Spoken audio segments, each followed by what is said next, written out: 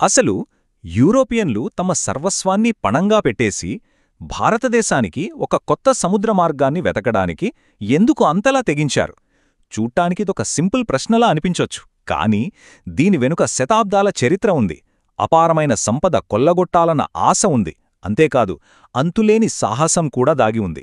So ఈరోజు మన ఈ విశ్లేషణలో సరిగ్గా ఆ కారణాల్లోకే మనం వెళ్దాం. అసలు ఏ శక్తులు యూరోప్ను తూర్పువైపుకు నడిపించాయో కాస్త లోతుగా పరిశీలిద్దాం. మన ఈ చర్చను ఒక 4 భాగాలుగా చూద్దాం. ఫస్ట్, అసలు ఈ అన్వేషణంతా ఎందుకు మొదలైంది? ఆ తర్వాత ఈ సాహసానికి తెరలేపిన పోర్చుగీస్ మార్గదర్శకులు ఎవరు? మూడవదిగా, వాళ్లు ఇంత పెద్ద సముద్ర సామ్రాజ్యాన్ని ఎలా కట్టగలిగారు? ఇక చివరగా, వాళ్ల పతనం ఎలా జరిగింది? మరి మనకు వాళ్లు మిగిల్చిన వారసత్వమేంటి? ఈ విషయాలన్నీ చూద్దాం. సరే, ఇక మొదటి భాగానికి వచ్చేద్దాం. తూర్పువైపు యూరప్ ప్రయాణం.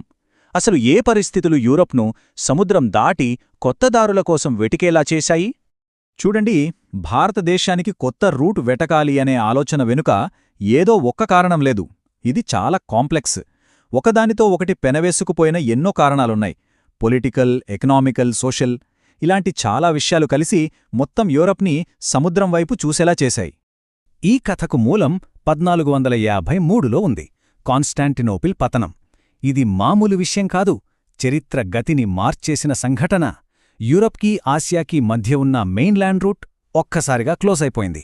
ఆ దారులన్నీ అరబుల కంట్రోల్లోకెళ్ళిపోయాయి. ఇంకేముంది, మిరియాలు, లవంగాలు లాంటి సుగంధ ద్రవ్యాల రేట్లు ఆకాశాన్ని తాకాయి. మధ్యలో ఉన్నవాళ్లు విపరీతంగా లాభాలు సంపాదిస్తుంటే యూరోపియన్ వ్యాపారులకు ఒకటే దారి కనిపించింది: సొంతంగా మనమే ఒక సముద్ర మార్గాన్ని వెతుక్కోవాలి అని. అదే టైంలో యూరోప్ లోపల కూడా పెద్ద మార్పులొస్తున్నాయి. వందలేళ్లుగా ఉన్న ఫ్యూడల్ సిస్టమ్, అంటే ఆ భూస్వామ్య వ్యవస్థ, మెల్లమెల్లగా కూలిపోతుంది. దీనికి తోడు బ్లాక్ డెత్, అదొక భయంకరమైన ప్లేగు వ్యాధి యూరప్ జనాభాలో దాదాపు సగాన్ని చంపేసింది. సో ఈ 2 పెద్ద దెబ్బలు పాత వ్యవస్థను కూల్చేశాయి. ఇక ప్రజలు కొత్త అవకాశాల కోసం, కొత్త భూముల కోసం వెతకడం మొదలుపెట్టారు. ఇక ఈ అన్వేషణకు ఆజ్యం పోసిన మరో ముఖ్యమైన విషయం మర్కంటిలిజం. ఇదొక ఆర్థిక సిద్ధాంతం. చాలా సింపుల్ కాన్సెప్ట్. వాళ్ళ ప్రకారం ప్రపంచంలో సంపద అనేది లిమిటెడ్. ఒక దేశం ధనవంతులు కావాలంటే వేరే దేశాల నుండి సంపదను లాక్కోవాలి. అంటే వీలైనంత ఎక్కువగా ఎగుమతులు చేయాలి, బంగారం, వెండిని పోగు చేసుకోవాలి. సరిగ్గా ఈ ఆలోచనే వలసల కోసం, కొత్త మార్కెట్ల కోసం దేశాల మధ్య భయంకరమైన పోటీని సృష్టించింది. ఫైనల్గా ఈ మొత్తం అన్వేషణ వెనకున్న మోటివేషన్ని 3 జీలలో సింపుల్గా చెప్పొచ్చు: గాడ్, గ్లోరీ అండ్ గోల్డ్. మతవ్యాప్తి కోసం అది గాడ్, కీర్తి ప్రతిష్టల కోసం అది గ్లోరీ. ఇక అన్నిటికంటే ముఖ్యంగా అపారమైన సంపద, బంగారం, అది గోల్డ్. ఈ 3 కలిసికట్టుగా రాజులను, నావికులను సముద్రం మీదకు పంపించాయి. ఓకే, కారణాలు మనకు తెలిసాయి. మరి ఈ సాహసంలో మొదటి అడుగు వేసిందెవరు? ఆ ఘనత ఖచ్చితంగా పోర్చుగీసు వారికే దక్కుతుంది. వారే ఈ కొత్త ప్రపంచానికి దారి చూపిన మార్గదర్శకులు. ఈ టైంలైన్లో ఉన్న ప్రతి పాయింట్ ఒక పెద్ద మైలురాయి. చూడండి, 1453లో ల్యాండ్ రూట్ క్లోజ్ అవ్వడంతో కథ మొదలైంది. తర్వాత 1487లో బర్త్లోమ్యూ డియాస్ ఆఫ్రికా కోన అంటే కేప్ ఆఫ్ గుడ్ హోప్ వరకు చేరడంతో ఒక పెద్ద అడ్డంకి తొలగిపోయింది.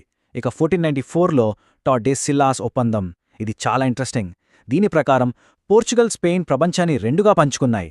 తూర్పువైపు వెళ్లే హక్కులన్నీ పోర్చుగల్కొచ్చాయి. ఆ ధైర్యంతోనే 1498లో వాస్కోడగామా భారతదేశంలో అడుగుపెట్టాడు. ఆ క్షణం నుండి ప్రపంచ చరిత్రే మారిపోయింది. ఒక్కసారి వాస్కోడగామా ప్రయాణించిన ఈ రూట్ మ్యాప్ని చూడండి. చూస్తేనే ఆశ్చర్యం వేస్తుంది కదా. ఇది జస్ట్ ఒక ప్రయాణం కాదు, ఒక మహాసాహసం. ఆలోచించండి, ఆ రోజుల్లో ఉన్న టెక్నాలజీతో ఏమీ తెలియని సముద్రాల్లో ఆఫ్రికా ఖండాన్నే చుట్టి హిందూ మహాసముద్రాన్ని దాటి భారతదేశానికి రావడం నిజంగా ఊహకు అందని విషయం. ఈ ఒక్క యాత్ర యూరప్ భవిష్యత్తును, ఆ మాటకొస్తే ప్రపంచ గతిని మార్చేసింది. దాదాపు 11 నెలల సుదీర్ఘ ప్రయాణం తర్వాత 1498 మే నెలలో వాస్కోడగామా తన 3 నౌకలతో కాలికట్ తీరానికి చేరుకున్నాడు. అక్కడ కాలికట్ను పాలిస్తున్న హిందూ రాజు జామురిన్ ఆయనకు మంచి స్వాగతమే పలికాడు. ఇంకో ఇంట్రెస్టింగ్ విషయమేంటంటే, అబ్దుల్ మజీద్ అనే ఒక గుజరాతీ నావికుడే ఆఫ్రికా నుండి భారతదేశానికి దారి చూపించడంలో గామాకు సహాయం చేశాడు. ఇప్పుడు ఈ నంబర్ చూడండి, 60x 60 రెట్లు. ఇది అబద్ధం కాదు, నిజం. వాస్కోడగామా తన మొదటి యాత్రకైన ఖర్చంతా పోగా తను తిరిగి తీసుకెళ్లిన సరుకు మీద ఏకంగా 60 రెట్ల లాభం సంపాదించాడు. ఒక్కసారి ఆలోచించండి. ఇంత లాభం వస్తుందని తెలిసాక యూరోప్లో ఏ రాజుగాని ఏ వ్యాపారిగాని ఇక ఆగుతాడా? ఈ యొక్క సంఖ్య రాబోయే శతాబ్దాల దోపిడీకి వలసవాదానికి నాంది పలికింది. ఓకే, వాళ్లు దారి కనుక్కున్నారు, ఊహించని లాభాలు చూశారు. ఇప్పుడు కథలో మరో మలుపు. కేవలం వ్యాపారం కోసం వచ్చిన ఈ పోర్చుగీసు వాళ్లు ఏకంగా హిందూ మహాసముద్రం మీదే ఒక సామ్రాజ్యాన్ని ఎలా నిర్మించగలిగారు? వాళ్ల స్ట్రాటజీలేంటి? ఈ సామ్రాజ్యానికి పునాది వేసింది మొదటి పోర్చుగీస్ వైస్రాయ్ ఫ్రాన్సిస్కో డి అల్మీడా. అతని పాలసీ పేరు బ్లూ వాటర్ పాలసీ. అంటే భూముల మీద కోటలు కట్టడం కన్నా సముద్రం మీద మన కంట్రోల్ ఉండాలి అనేది అతని ఆలోచన.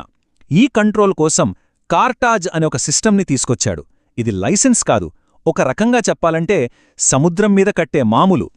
హిందూ మహాసముద్రంలో ఏ నౌక ప్రయాణించాలన్నా పోర్చుగీస్ వాళ్ళకి డబ్బు కట్టాల్సిందే, లేదంటే ఆ నౌకను దోచుకుంటారు లేదా ముంచేస్తారు. ఇది దాదాపుగా సముద్రపు దొంగతనానికొక అఫీషియల్ రూపమిచ్చినట్టు. ఆల్మీడా తర్వాత వచ్చాడు ఆల్ఫాన్సో డి ఆల్బుకర్కి. ఇతన్ని భారతదేశంలో పోర్చుగీస్ శక్తికి అసలైన స్థాపకుడు అంటారు.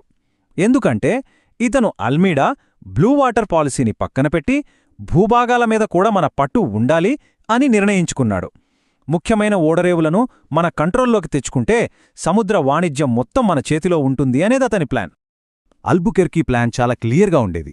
ఓన్లీ సీ పవర్ సరిపోదు, ల్యాండ్ మీద కూడా మనకు స్ట్రాంగ్ బేస్లుండాలి.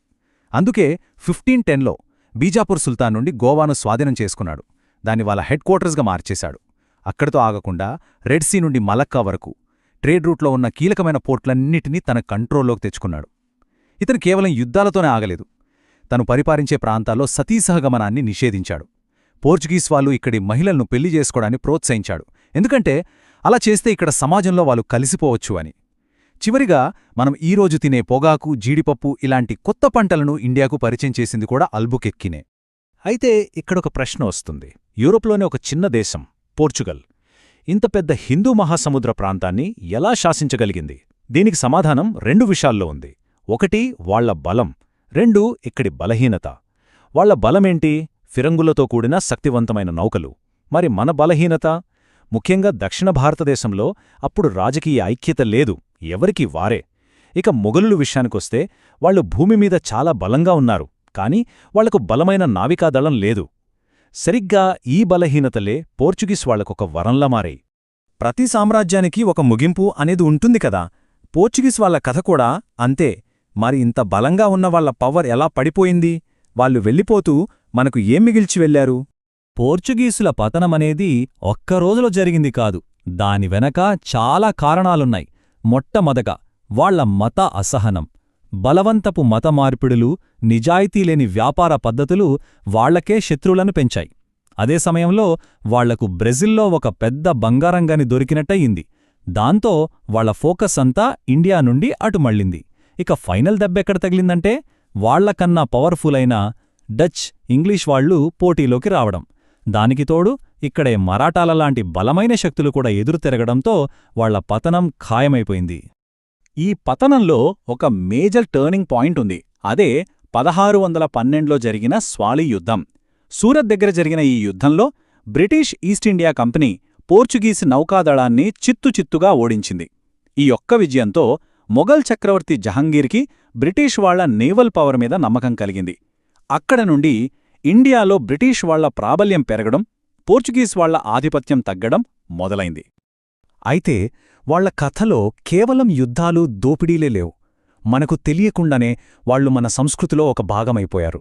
వాళ్లు ఎన్నో కొత్త పంటలను మన దేశానికి పరిచయం చేశారు. భారతీయ ఔషధ మొక్కలపై మొదటిసారిగా యూరోపియన్ భాషల్లో శాస్త్రీయ గ్రంథాలు రాసింది వాళ్లే. ముఖ్యంగా మన పశ్చిమ తీరంలో వాళ్ల విద్య, వాస్తుశిల్పం వీటి ప్రభావం ఇప్పటికీ కనిపిస్తోంది. ఎప్పుడైనా గోవా వెళ్తే వాళ్ల వారసత్వం ఎంత సజీవంగా ఉందో మనకే అర్థమవుతుంది. చివరిగా ఒక్క విషయం. పోర్చుగీస్ వాళ్లు భారతదేశానికి ఒక సముద్ర మార్గాన్ని కనుగొని ఒక తలుపు తెరిచారు. ఆ తర్వాత ఆ తలుపు ఎప్పటికీ మూసుకోలేదు. వాళ్లు కేవలం దారి చూపించారు. అయితే ఆ తలుపు గుండా లోపలికి అడుగుపెట్టడానికి సిద్ధంగా ఉన్న తర్వాతి యూరోపియన్ శక్తులు ఎవరు? వాళ్ల రాక భారతదేశ భవిష్యత్తుని ఇంకెలా మార్చేసింది? అది మరో పెద్ద కథ.